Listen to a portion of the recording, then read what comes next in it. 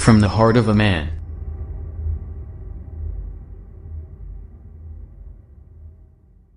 Hey, what's going on, everybody? This is Daryl Fletcher, and we're welcome to another segment, or one of the first segments of From the Heart of a Man.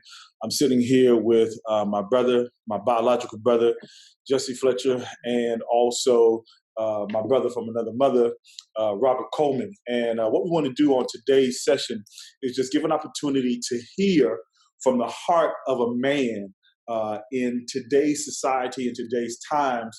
You know, it seems like men are under attack, or not even just say men are under attack, but manhood is under attack. And in so many instances, sometimes, you know, we just have these instances where the rules and the definitions are changing. So, you know, we got together and we said, you know, we want to talk about this, and we want to, you know, bring this to the forefront and just hear from the heart of men from different backgrounds, different sectors of life.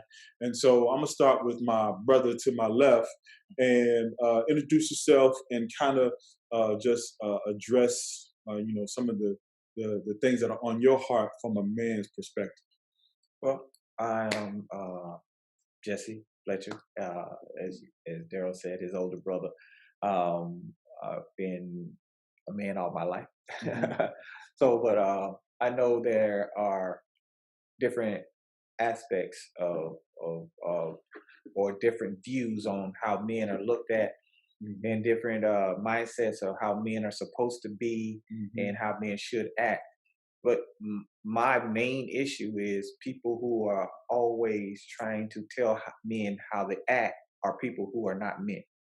Okay. I get charged for being a male chauvinist a lot of times, but I'm really not a male chauvinist. I just am pro man, and it's just as much as I promote men, I try to correct men as well.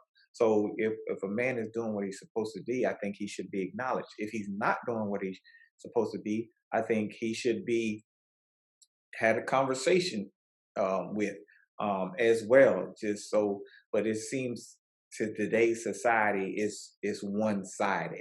All right. All right, Robert. What is? Introduce yourself and, you know, kind of give your perspective on, you know, what we're talking about from the heart of a man. Yeah. I'm Robert, aka Showtime. Hey, for me, my perspective about being a man is I like to deal with how men are expected to deal with adversity, how we move through adversity.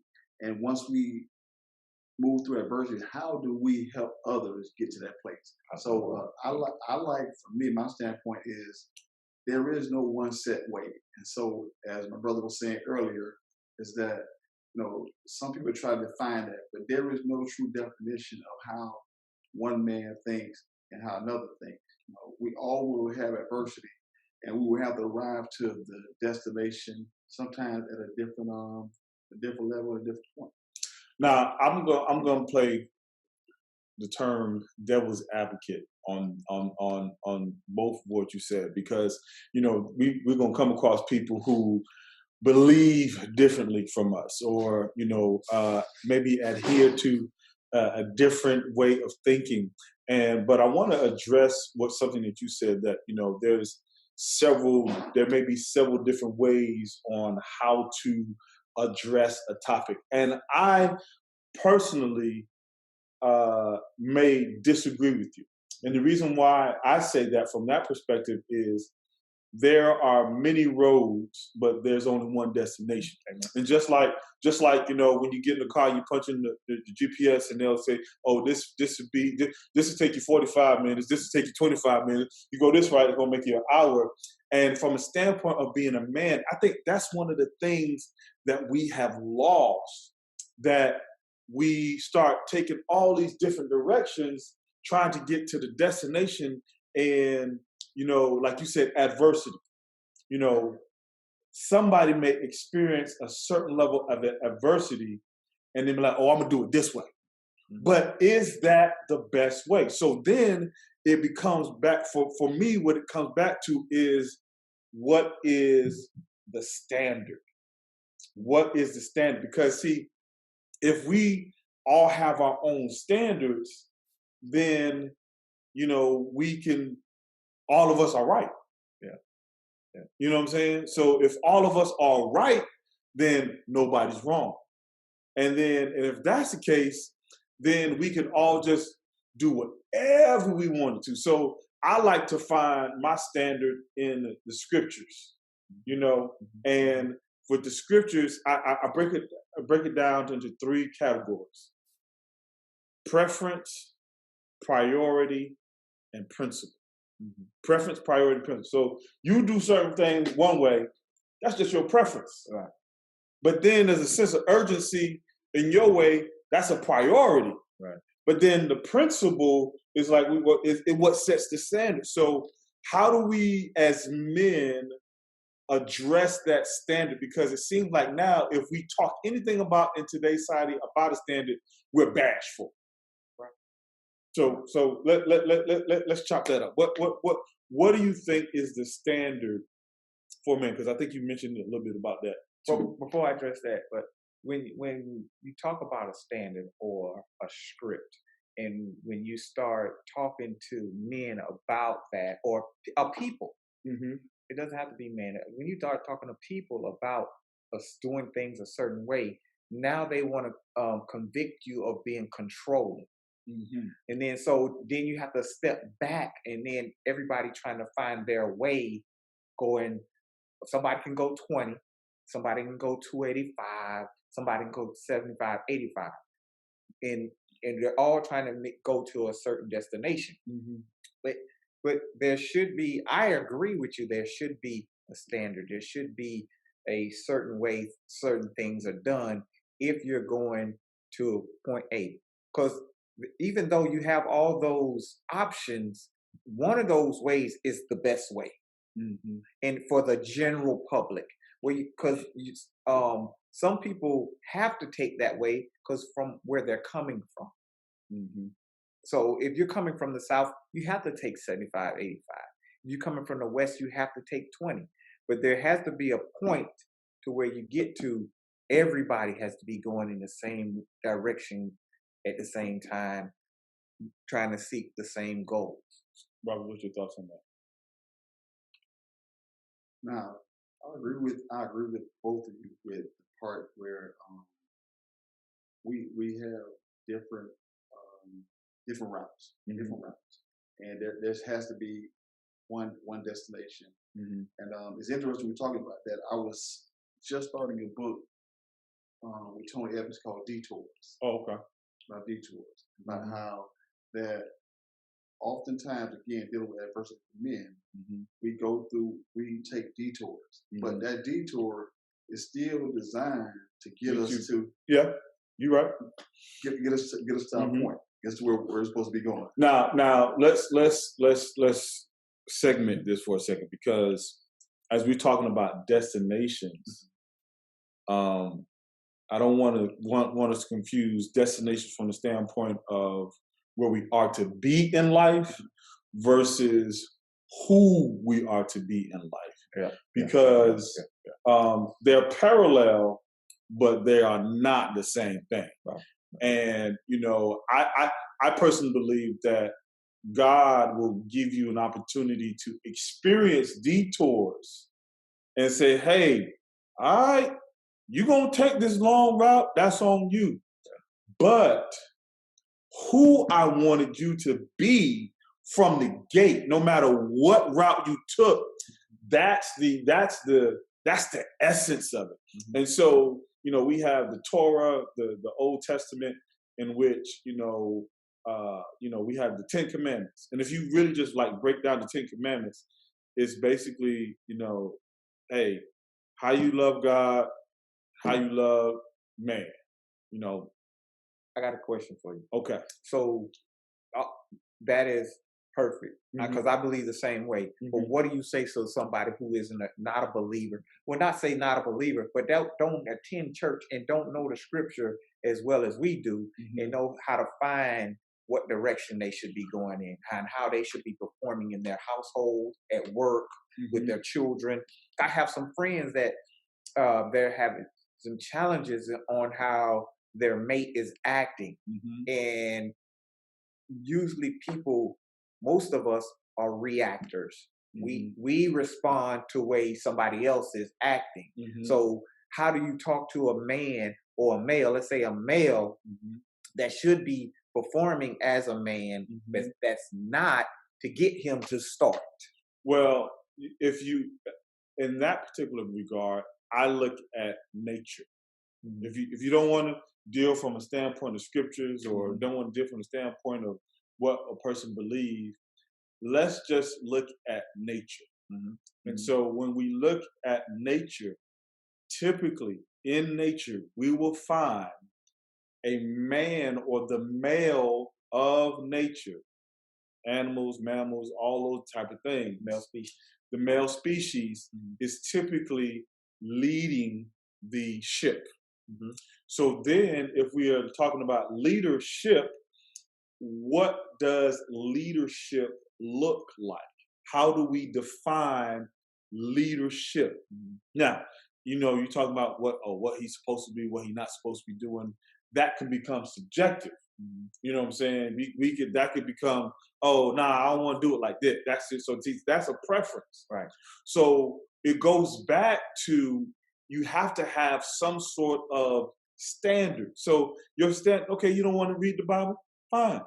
But there are books that you will find that will help you define what that leadership should look like, so that you will have an opportunity to say, all right, how are we going to make decisions in this thing?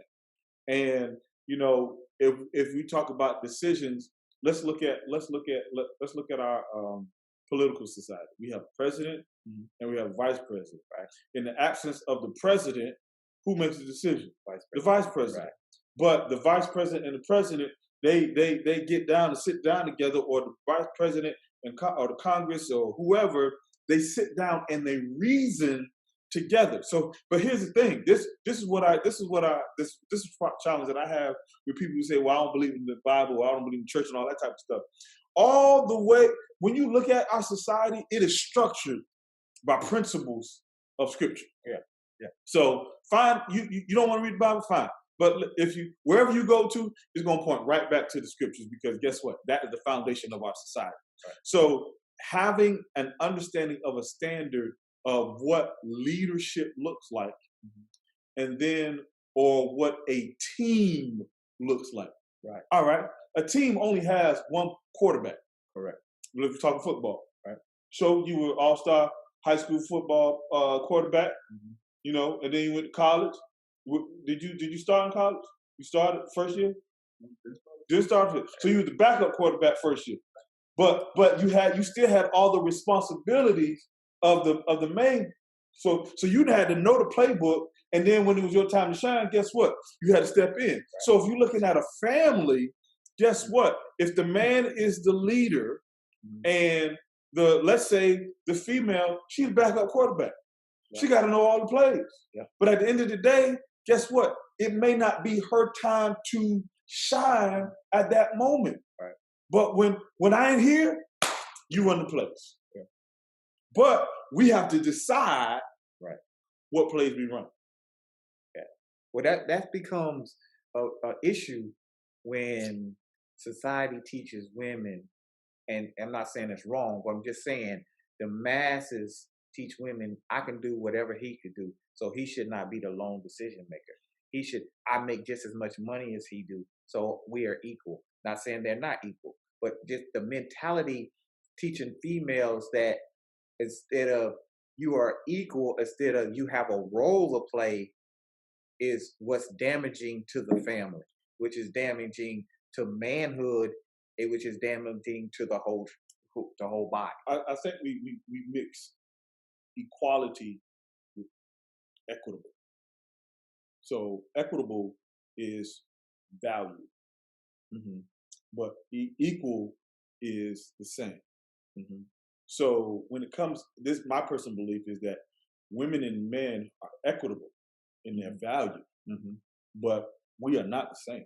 No, because here's the thing: if we were the same, then one of us would be unnecessary. You can't take two positive charges and get a charge out of a battery. Correct. You have to have a negative charge and a positive charge in order to get the charge in the battery. And so a man has a penis, a woman has a vagina. Guess what? If we get two penises, do we produce life?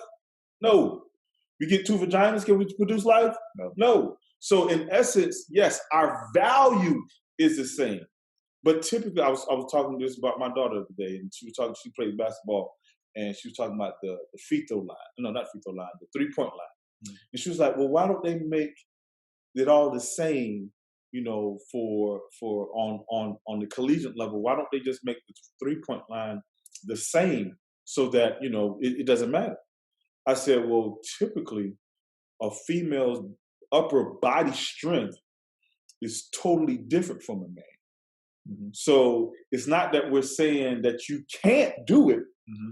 but we're just once again trying to get that equitable value of hey, this is what you're typically able to do. Now, in today's society, women are given more opportunities to be strong, whatever. But here's the thing: just because you have an opportunity to do something, that doesn't mean it is designed to do it.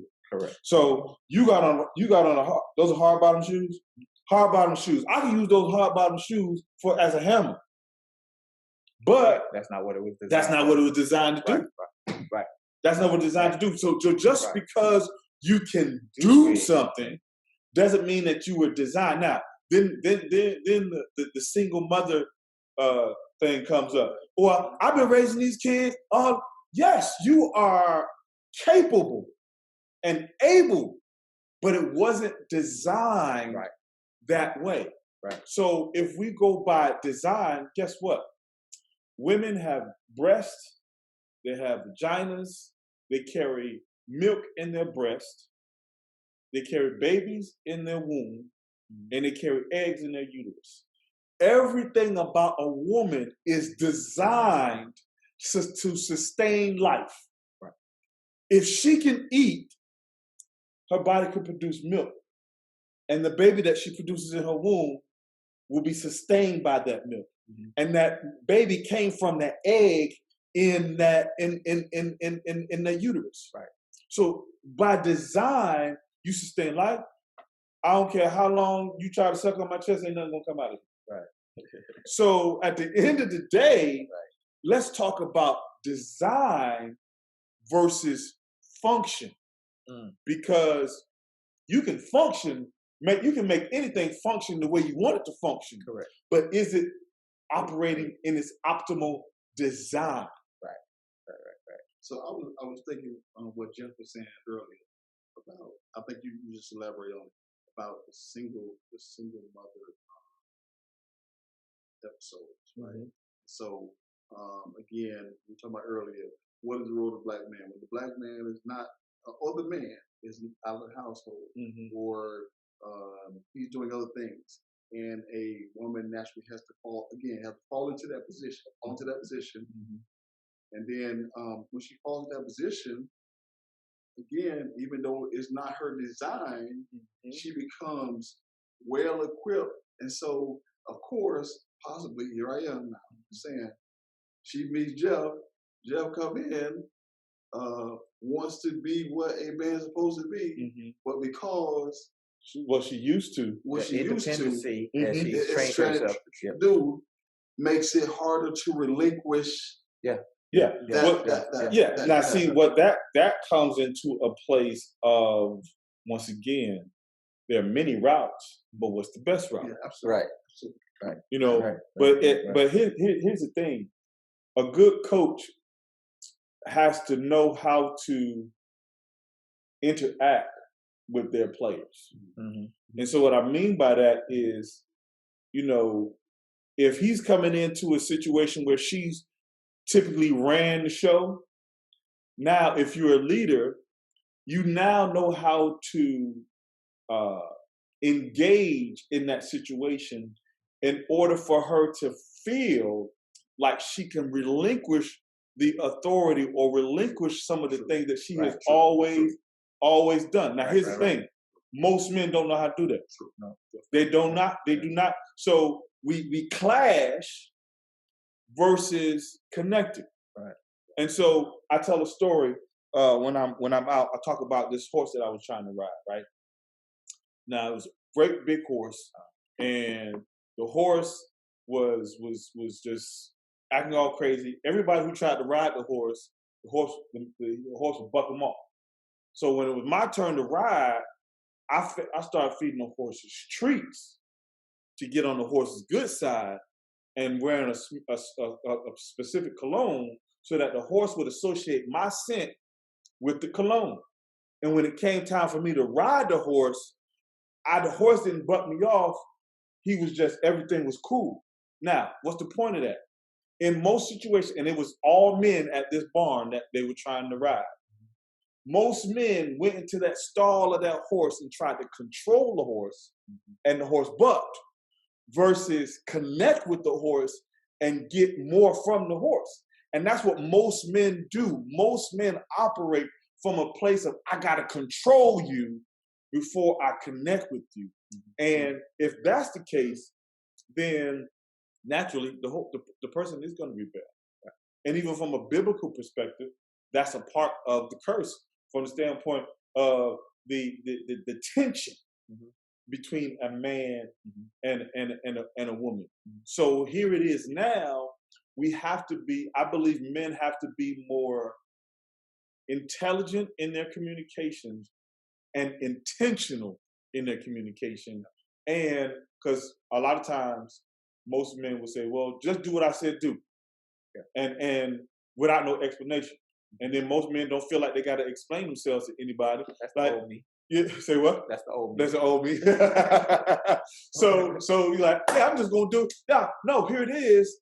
Here's the thing about it. A lot of times what we don't understand is she wants to relinquish it, but she is scared, right? Because I talk about this in my book. A woman wants two things. She wants to feel important and she wants to feel safe. If you take care of the important thing and make her feel safe, then you now building a bridge instead of a wall. Yeah, instead of a wall. Mm-hmm. So it's important that we as men, we may have to improve on our communication skills and not be so malicious in our communication. But even in that, and I loved everything you said, but even when you do that, now you get accused of being manipulative. Yes. Yeah. Get that one out. Yeah. Manipulative with that word. But then you get accused for that. Because she may not, but all her friends around her that's seeing her change for the better and starting to either surrender some of those things to you, now they're starting to get in her ear and say, he trying to control you. He trying to manipulate you. He trying to do this. He trying to do that. So now, not only you have to deal with her, you got to deal with those who feed her ears. And then the same thing with TV. The TV telling you, showing you these Lifetime shows, showing you same kind of scenarios. Oh my goodness, you fighting against everything. And then after you fighting against her friends, her family, the TV, you got these other dudes in the world that's not on the same page trying to take care of their own household who they trying to sneak in. Well, here's my response to that. Only time will tell, and you have to remain consistent. That's what I wanted. That was it. That was it. You have to remain consistent. Yep. Because see, guess what? The friends gonna change. Yep. The what they saying on TV, that's gonna switch. Yeah. You know what I'm saying? Dudes around them, that they gonna come and go. If you I think that's a challenge that many men experience. Our level of consistency. Yep. Absolutely. I think we as men, we are challenged with being consistent because you know when you first meet a woman, shoot, nigga, I'm Casanova. You know what I'm saying? I'm doing this, I'm doing that. Now I'm not that used to it. Go by yourself. Go ride. You know what I'm saying? Do your thing. You know what I'm saying? So we but she has gotten used to that level of, well, he treated me like this, and now what she does is she puts you in a category. Mm-hmm. The category of all the other dudes right. that have done her wrong. And so here's an interesting thing about estrogen. Estrogen in the female body causes them to question everything. Causes them to question everything. So when they questioning you, they're really not questioning you, they're questioning themselves on how they feel about you. I like that. So now what we have to do as men is show that level of consistency. So I can remember when I was with my wife. Our first date, I tried to make it at the Sundial Hotel. Oh wow. Yeah, exactly. You said, oh wow. So she was like, hey, she said, don't start me off here. Yeah. And then next week we at Burger King. You know what I'm saying? Yeah. She said, let's just, give a crescendo or make this thing an even playing field. Yeah. So our first time getting together was I think Ruby Tuesday. Yeah. You know what I'm saying? Yeah. Something it ain't super nice, but shoot, we ain't in the back room or somewhere. But the thing about it is it gives you something to work on. Right. Because see, if you started Sundown, it's not too high, much higher you go. Exactly. Yeah. Literally. Literally. You know what I'm saying? You're talking about one of the tallest buildings in the city. Yeah. So the point is, we as men have to be consistent in all we do. Right? Because think of your consistency as armor. So interesting you say that about the consistency part, right? Yeah. And I'm thinking like, why in that area? Why that area I can't be consistent? Is it past men? Hey, you both y'all been raised by a great parent. I know y'all father. You know what I'm saying? And maybe rest in peace, great. You know what I'm saying? But why is it? Because guess what? Every day at 3:00, going to the park. You play. For practice, I'm gonna shoot. Hey, every Thursday, I'm going to play football. Oh, got practice at 3:00. Got a Saturday practice. Got Sunday practice. There is a consistent level to be successful at that. And where is the disconnect? Where does that stop? Why does it, when we get to relationships, again, I know, but it goes back, once again, go back to the essence of a woman and that estrogen in a woman. See, it's hard for us to understand how women think. But if you, we probably got 5 minutes left for this session. But if you think about what it does, is it makes them kind of fearful. See, when you walk down the street, you are not scared of somebody raping you because you're a man. That's the testosterone running through your veins.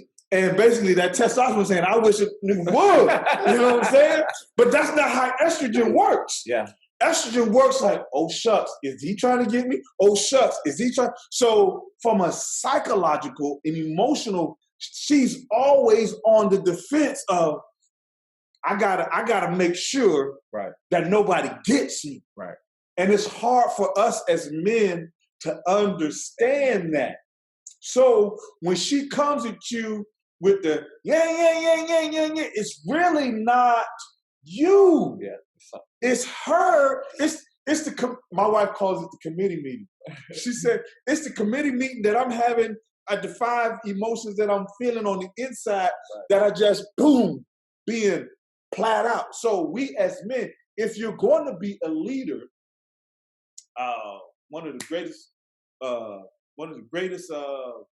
coaches of all time, Tom Landry. Right. You never knew if that joker was mad, happy, or sad. Hey, don't hate because they talk about the Cowboys.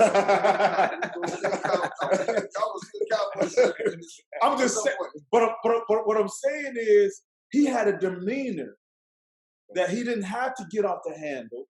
He had this man coached Mean Joe Green. Too Tall Jones, vicious people, right? But he had a demeanor where he was able to connect with them and produce what the best that he needed to get out of them, right? And we as men, I'm not saying ladies are on our team or we're better than them, but we are on a team in order to accomplish a goal. So we as men got to show that level of consistency. And when she go with the ran,